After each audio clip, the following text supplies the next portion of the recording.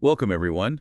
Ready to tackle the legend of King Arthur? Send us a whole bunch of sources on him, and well, we're gonna try to figure it out together. Yeah, it's a challenge, He's famous worldwide, but did he even exist? That's a big question. Right. I mean, how does someone go from maybe a warrior in Wales to like a global icon? And why do we still care about him after what, like over 1,500 years? Yeah, those are good questions. Let's start with the basics. Did he exist? There are some sources that mention him. Like we have the Historia Brittonum from the 9th century Okay. and the Annals Cambriae from the 10th century. They talk about some battles, especially the Battle of Badon. Arthur supposedly led the Britons to victory there. But these sources were written centuries after the events happened. Hmm. So how reliable could they be, really? Yeah, exactly. It's tough to separate fact from fiction without solid evidence. Some historians think Arthur might have been a real warrior, but his stories got exaggerated over time. Others think he might be like a mix of different historical figures or even mythological characters. So we might never know for sure if there was a real Arthur. Right. But let's say for a second that he did exist. What do our sources tell us about him? Well, the interesting thing is how different he is in different stories. All Like right. in early Welsh tales, like Higadadin. He's this super strong warrior. He's defending Britain from everyone. So it's like a classic hero leading his men, battling monsters even. Exactly. He's the ideal of strength and courage. But then when we look at later French romances, we see a totally different Arthur. Oh yeah, this is where he gets a crown and that fancy round table, Quite right? a good way to put it. Yeah. In those stories, like Geoffrey of Monmouth's Historia Regum Britannia, or the ones by Chrétien de Troyes, Arthur's more of a king, a wise and just ruler, but less of a fighter. So instead of fighting all the time, he's like settling arguments, hosting parties, dealing with all the drama in his court. Not quite as exciting, is it? Maybe not. But this change shows how his image evolved. As the legend spread across Europe, it changed to fit different tastes and ideals. Like the French, they loved chivalry and courtly love, so their Arthur reflects that. So interesting how one guy can mean such different things to different people. Yeah. So why did he go from warrior to more of a passive king? Just changing styles or something deeper? Well, one theory is that it shows how the role of kings changed in medieval society. Oh, so like as society changed, people wanted a different kind of leader. Yeah, Not a warrior, but someone to keep things in order. exactly. Arthur's change from warrior to king might show that shift in power and responsibility. And, with this idea of a good king surrounded by all these brave knights, well, that leads us to another big part of the legend, the Round Table. Oh, yeah. It's like the symbol for unity and chivalry. Where did that come from? Right. It shows how the focus shifted from Arthur himself to the knights around him. You see it in stories like Colwich and Olwen. Arthur's not the main hero anymore. He's more like helping his knights on their quest. So instead of like saving the day himself, he's more of a mentor, Yeah. guiding them, helping them become heroes. Exactly. And this continues in later romances too. Characters like Lancelot Guinevere, Percival Gawain, they become the stars of the show.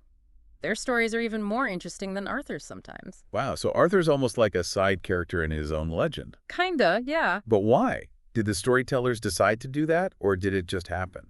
Probably both, I think. As the legend grew, storytellers got more interested in these other characters. They could explore new themes like love and loyalty, betrayal relationships, all those complicated human things. It's like the Round Table is a mini society, where all this drama happens while they're on these quests and adventures, trying to be noble and all that. Exactly, and that's what makes the Arthurian legend so powerful. It's not just about one hero, it's about all these different people dealing with things we all experience. And then there's the Holy Grail. Yeah. That shows up in a lot of stories. It's like this super mysterious thing. Everyone wants to find it.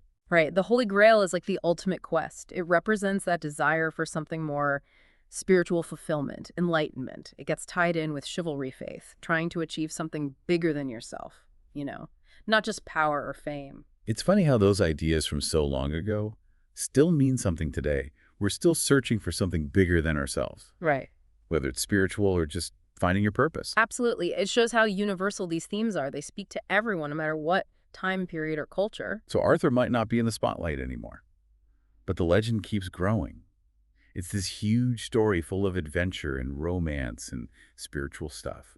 So the big question is, why has this legend lasted for so long? I mean, why do we still care about some king from over 1,500 years ago? That's the question, isn't it? Our sources actually have some interesting ideas about that. The enduring power of the Arthurian myth, you could say. Like, one thing I noticed is how many times it's been adapted. Like, Tennyson's Idylls of the King made Arthur this Victorian hero. And then there's The Mists of Avalon, which looks at it from a female perspective. And you can't forget the funny ones, like Monty Python and the Holy Grail.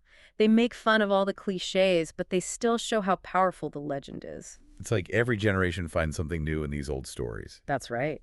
And that's because the themes are so universal. Love, loss, betrayal, heroism, good versus evil. These are things everyone experiences, no matter who you are or when you lived. So it's like Arthur and his knights are like these symbols. They represent those basic human struggles. Exactly. And that's why we keep coming back to these stories. We see ourselves in them. We think about the same problems. We get inspired by the same ideals. So from some small stories in Wales to this global phenomenon, the Arthurian legend has really survived. It's amazing to think that after all this time, there's still so much to explore in Arthur's world. Definitely. And that brings us to an important point. Why do we keep coming back to these stories? What is it about Arthur that keeps us fascinated? It feels like we've just scratched the surface of what this legend really means. You know, it's interesting. The legend is kind of like a mirror. It reflects what we want and what we're afraid of. Like, every generation sees Arthur differently. The Victorians, they were dealing with all this change with industry and society. So they saw Arthur as a symbol of a better past, a golden age that was lost. And now maybe we see him as like a strong leader, someone who could bring back simpler times. Maybe, yeah. Each generation finds what they need in Arthur. It's like we're putting our own hopes and fears onto him, hoping to find some answers. Yeah, makes sense. I guess the search for the real Arthur is also a search for ourselves.